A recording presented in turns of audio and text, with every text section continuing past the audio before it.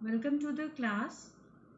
Plant physiology unit हमने start करी हुई है। बहुत सारे लेक्चर्स, बहुत सारे टॉपिक्स ऑलरेडी कवर किए हैं। ट्रांसपिरेशन टॉपिक के बारे में पढ़ेंगे, जिसमें हम पहले टाइप्स ऑफ ट्रांसपिरेशन पढ़ेंगे, फिर ट्रांसपिरेशन के सिग्निफिकेंस क्या है और कौन कौन से फैक्टर्स हैं जो रेट ऑफ ट्रांसपिरेशन को इफेक्ट करते हैं। So let's see.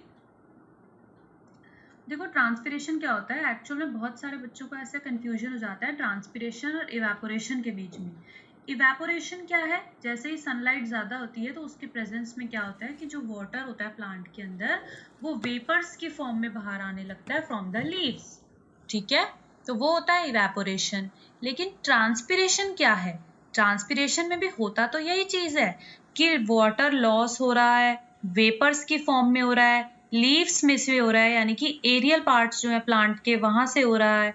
ठीक है, लेकिन कैसे डिफरेंट है इवेपोरेशन से कि ये जो प्रोसेस है ट्रांसपिरेशन का, ये बहुत ही नेसेसरी होता है। किस चीज के लिए? वाटर एंड मिनरल एब्जॉर्प्शन के लिए। देखो, अभी मैंने पहले एक बार बताया था लास्ट उसमें कि जब गटेशन पढ़ा रहे थे कि रूट प्रेशर जब बहुत ज्यादा हाई हो जाता है और ऊपर से ट्रांसपिरेशन होता नहीं है तो प्लांट के अंदर वाटर कंटेंट बहुत ज्यादा हो जाता है ना। तो देखो, जब जब ट्रांसपिरेशन होगा, वो वाटर कंटेंट जो प्लांट के अंदर है वो वेपर्स की फॉर्म में बाहर जाएगा, तो फिर प्लांट के अंदर वाटर की थोड़ी सी जब कमी महसूस होगी, वहां पे वाटर के लिए टेंशन क्रिएट होगी, तभी तो नीचे से और ज्यादा रूट जो है वो वाटर को एब्जॉर्ब करेगी और उसके साथ साथ फिर मिनरल्स भी एब्जॉर्ब होंगे। तो और ज्यादा वाटर और मिनरल को एब्जॉर्ब करने के लिए ये जरूरी है कि पहले ट्रांसपिरेशन होता रहे एरियल पार्ट्स की में, जिसकी वजह से एक टेंशन क्रिएट हो वाटर को एब्जॉर्ब करने का। वाटर जो है वो फिर पुल होता रहे नीचे से। क्यों? क्योंकि एक्स्ट्रा वाटर जो है ट्रांसपिरेशन से रिमूव होता जा रहा है। तो वाटर और मिनरल के एब्जॉर्प्शन के लिए जरूरी है। एसेंट ऑफ सैप की मतलब एक कॉन्टिन्यूटी में बना रहे वाटर कॉलम, उसके लिए जरूरी है। टेम्परेचर को लोअर करता है ये जो है ना ट्रांसपिरेशन का प्रोसेस, जिसमें वाटर जो है लॉस हो रहा है in the form of vapours, ये इसकी वजह से कूलिंग इफेक्ट कॉज होता है। और ये जो वाटर लॉस होता है वेपर्स की फॉर्म में, ये होता है through the stomata in leaves. अब जो ट्रांसपिरेशन होता है वो इवेपोरेशन से सिमिलर है। किस फॉर्म में सिमिलर है?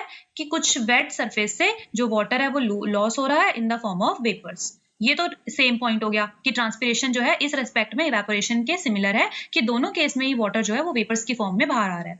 लेकिन वो इवेपोरेशन से इसलिए डिफरेंट है क्योंकि जो ट्रांसपिरेशन होता है वो स्ट्रक्चरल फिजियोलॉजिकल अडेप्टेशन से कंट्रोल्ड होता है। इसका मतलब क्या है कि मतलब इवेपोरेशन तो बस ये था कि डायरेक्ट सनलाइट आई और फिर वाटर वेपर्स की फॉर्म में निकल गया, लेकिन जो ये है ट्रांसपिरेशन है, इसमें क्या है? फिजियोलॉजिकल अडेप्टेशंस, यानी कि प्लांट के अंदर जो फिजियोलॉजी है उसके हिसाब से चल रहा है कि अच्छा मिनरल्स कम हो गए हैं, मिनरल्स को एब्जॉर्ब करना है, उसकी वजह से हो रहा है ट्रांसपिरेशन, या फिर कूलिंग इफेक्ट क्रिएट करना है, तब होगा ट्रांसपिरेशन। ठीक है, कितने टाइप्स का होता है देखो ट्रांसपिरेशन। या तो ये ट्रांसपिरेशन होगा स्टोमेटा से। स्टोमेटा क्या होते हैं? छोटे छोटे पोर्स होते हैं जो कि या तो लीफ की एपिडर्मिस पे होते हैं, ग्रीन कलर की जो स्टेम है, यंग स्टेम, उन पे प्रेजेंट होते हैं।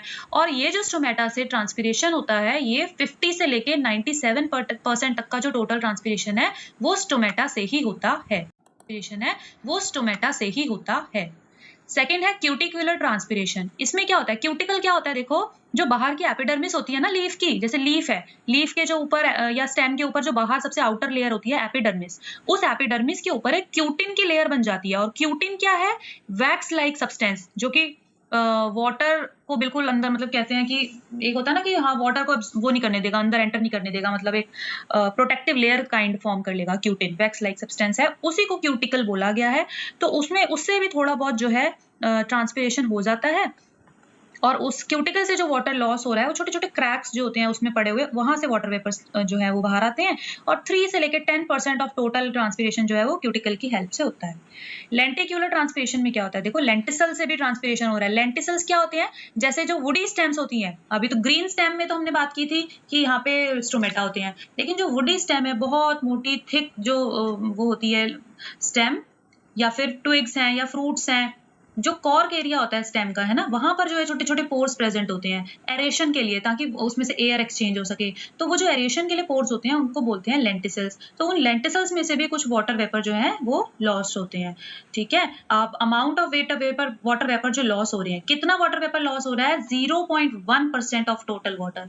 जो टोटल वाटर लॉस होता है ट्रांसपिरेशन से, उसका सिर्फ और सिर्फ 0.1% है जो वो लेंटिसल से बाहर आ रहा है। ठीक है, उसके बाद आया बार्क ट्रांसपिरेशन। बार्क ट्रांसपिरेशन जो होता है वुडी स्टेम की जो बार्क है उनके थ्रू होता है, और जो टोटल ट्रांसपिरेशन है उसका सिर्फ 1% होता है। बार्क से जो ट्रांसपिरेशन हो रहा है सिर्फ 1% ऑफ टोटल ट्रांसपिरेशन, ठीक है। ट्रांसपिरेशन का ये हमने टाइप्स पढ़ लिए, है ना, स्टोमेटल, क्यूटिक्युलर, लेंटिक्युलर एंड बार्क। अब देखो क्या सिग्निफिकेंस